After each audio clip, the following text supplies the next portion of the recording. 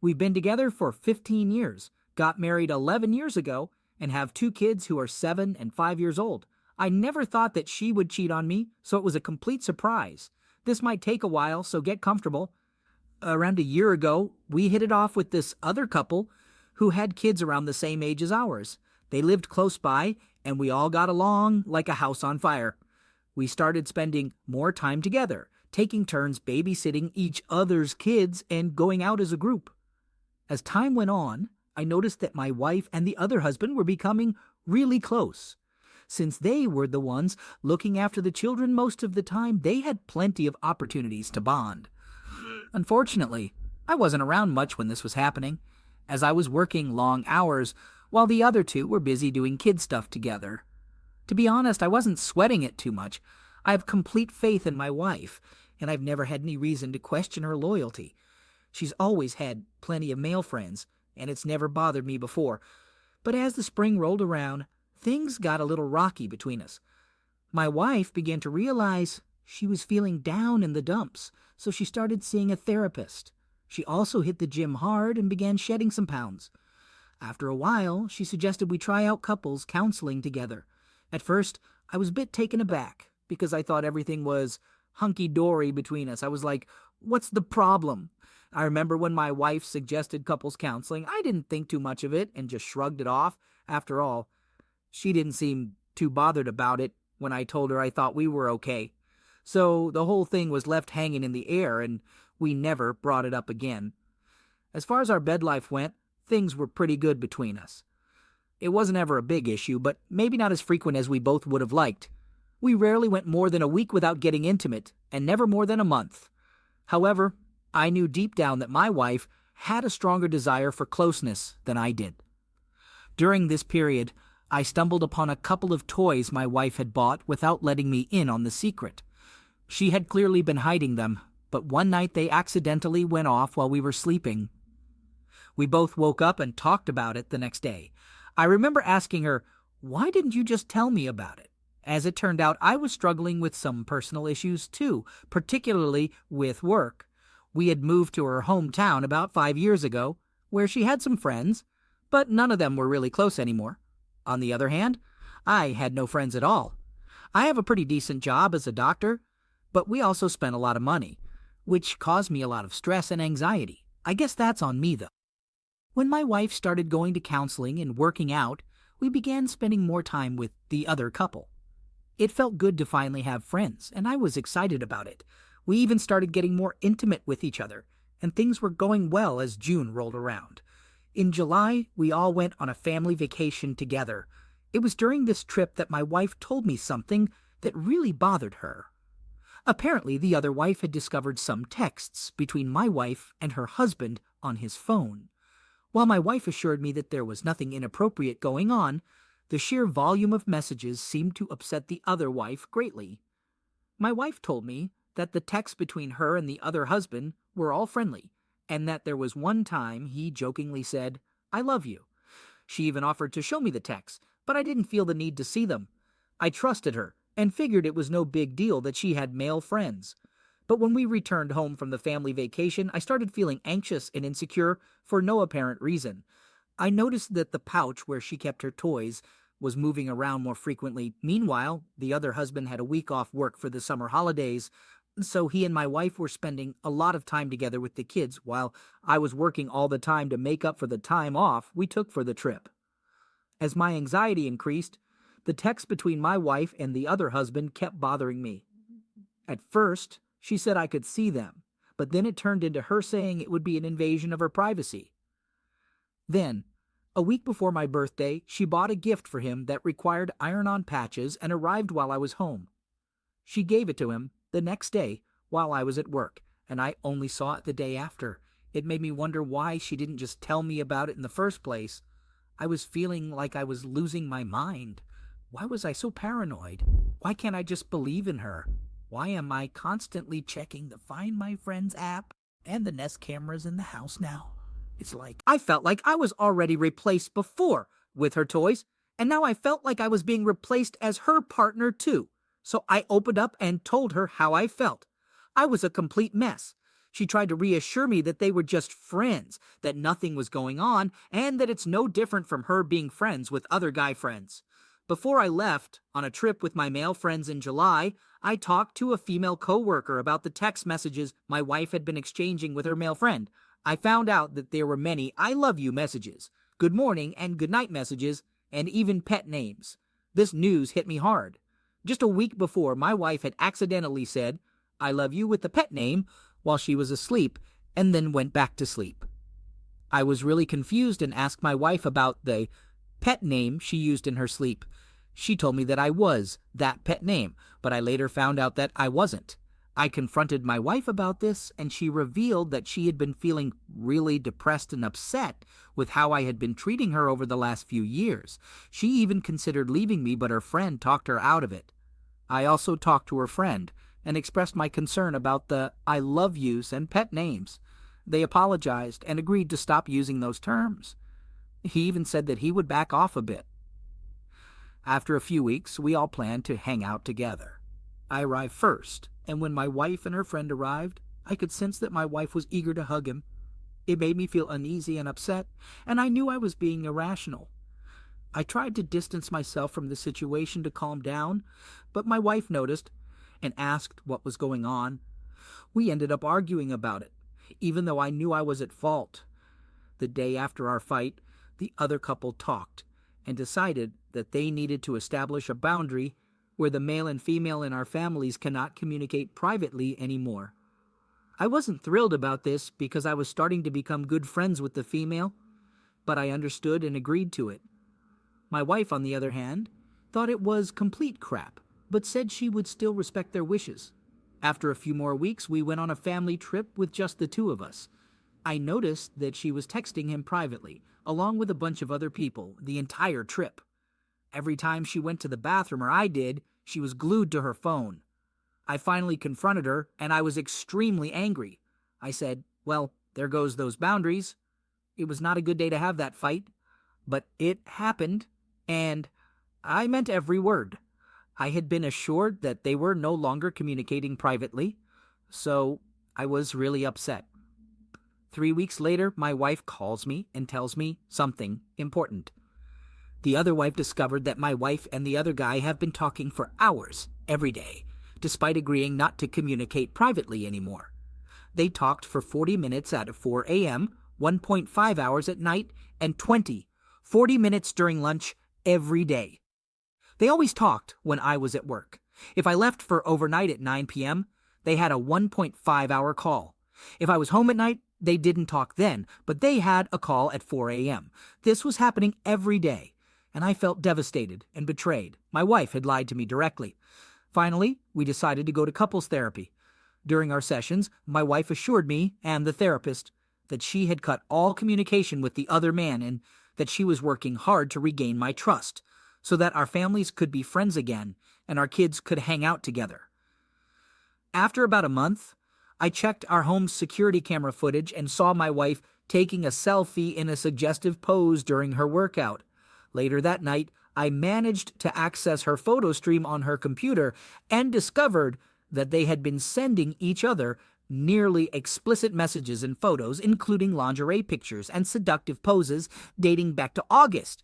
I was completely shocked and heartbroken. The internet is flooded with motivational quotes about finding your second love, not being able to be with your true love because of external factors, and finding someone who accepts you for who you are. It's really painful for me to see all this.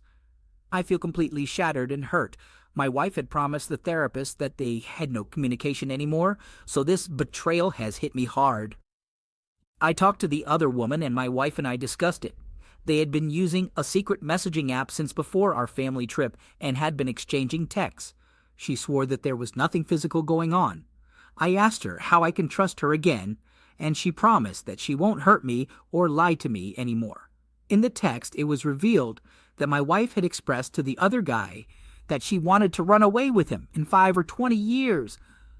Although she claimed it was just a fantasy, I was devastated. A few days later, he confessed to his wife that they had been kissing since August and had closeness multiple times, which explained why she would leave to run errands during certain nights. These nights were when the other guy's wife was at work, and I was either at home or we had hired a sitter. I had a gut feeling when my wife went out one night because she turned off the Find Your Friends feature on her phone and hired a sitter before I got home from work. The next day, I asked her where she went, and she showed me a picture she took with her friend, saying she went to her house. However, that was definitely the first night she went to the other man's house to spend the night with him. She made sure to take a picture as proof that she was somewhere else. My wife kept hiding the truth from me. We went to couples therapy, and she tried to explain away the pictures, claiming that nothing physical happened. But I couldn't keep it bottled up inside anymore, and I revealed everything I knew. We both broke down in tears, and I felt absolutely crushed. My wife was ashamed of what she had done. Despite this, the very next day she went to his workplace to try and speak with him, claiming that she needed closure and wanted to apologize. He drove away quickly, and she followed him for a while, but then turned back and called me. But I can't help but wonder what her true intentions were. How can I be certain that she wasn't hoping to rekindle things with him, and that he wasn't simply ignoring her because of his wife's ultimatum? Despite her apologies and deep regret, it's hard for me to let go of what happened. We have our next couples therapy appointment scheduled for tomorrow, but I'm not sure if it'll make much of a difference at this point. During our discussion, we both acknowledged that divorce is probably the best course of action. Even though I appreciate her remorse, I don't think I'll ever be able to fully forgive her or regain the trust that was lost. It's a tough situation, but I know I need to prioritize my own mental health and happiness. I just can't do it anymore. All the information I found out was either discovered by someone else or myself. She never revealed anything to me on her own. I guess I'm just trying to understand what's going on with her. She's still keeping things from me. She changed all her passwords for her devices and computer. There's no transparency at all. During our therapy session, the therapist suggested that my wife should share her passwords with me for the sake of transparency. However, she refused, claiming that it was her privacy. The therapist was shocked and emphasized that transparency is crucial for rebuilding trust. Yet, my wife still refuses to be completely transparent. I don't want to constantly ask for everything, and honestly, I'm not sure I even want to know anymore.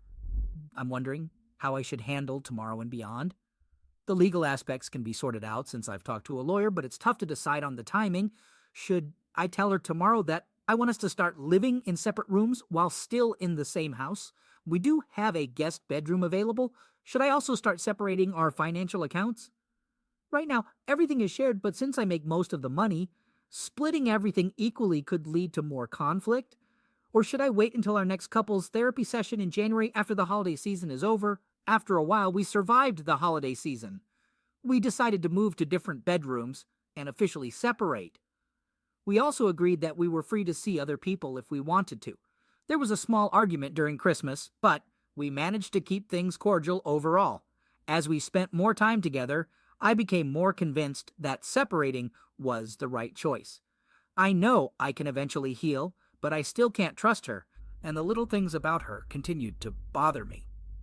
The new year was a difficult time for me. It marked our 15th year together, and even though I celebrated with some amazing friends, it was tough being around so many couples. Maybe I should have stayed in town and hung out with my single friends instead, but I really wanted to catch up with my old besties who knew my wife just as long as I have. Last weekend, we took one last family trip to the museum, which we had promised our son for his birthday, but never got around to doing. It was a good time for the kids, but spending more time with my wife made me more and more annoyed with her, especially with the little things. Plus, she was always on her phone towards the end of each day. Despite all of that, I managed to keep it together.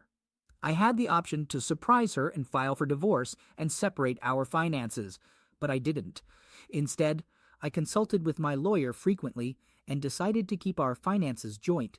She didn't move any money around, so I allowed her to see a lawyer, and after consulting with him, she gave me the option to file, or she could file. I informed her that I wanted to file as soon as possible, and she agreed. So, yesterday I finally filed for divorce, and it felt like a weight had been lifted off my shoulders. She's on the verge of getting a job, and has also found a new house. Once the house deal is closed, she'll start moving out. We've agreed that we can still coexist in the house until she moves out. It seems like things will go smoothly, which is what we both want. We've already worked out the custody arrangements, and since my schedule allows it, I can have the kids with me for a lot more time during school days than most people. For example, I can pick them up at 2 p.m. and have them all day, as opposed to just picking them up at 5:30 p.m. if I had a regular 9-5 job. We've also agreed on how to handle holidays, but we still need to finalize the details in writing. It might seem a little unconventional and perhaps a bit daring, but I believe it was the right decision to maintain a friendly relationship. After all, I'll have to deal with her no matter what happens. I don't know if we'll ever be close pals, but we need to be able to get along in the same room and at least show a friendly smile. After agreeing to separate and see other people, I started seeing someone else. It was refreshing to feel desired and wanted, and it gave me some insight into what my marriage was missing. We had fun, and I made it clear from the beginning that I wasn't looking for anything serious. However, things got complicated when she started developing feelings and even told me she loved me after just 12 days. I knew I wasn't ready for all that, so I had to let her down gently.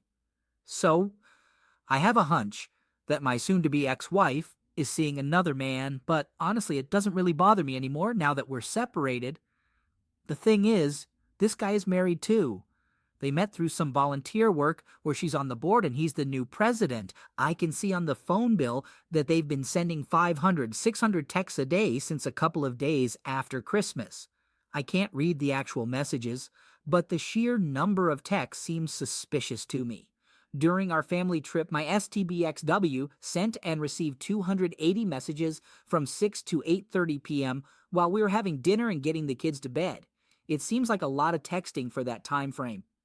She went over to his house last night to work with him and left around 11, which isn't too long. However, I have some suspicions based on the timing and frequency of her texts that she has been going to his house other times. I also noticed a fair number of late-night texts between 11 and 11:30 p.m., as well as texts at midnight on New Year's Eve and later at 1 a.m. I know I should stop looking for trouble, but it's hard not to think, can't we just avoid destroying two families? I'm not sure if I should bring this up during our couples counseling today, which will mostly focus on how we'll handle things with the kids.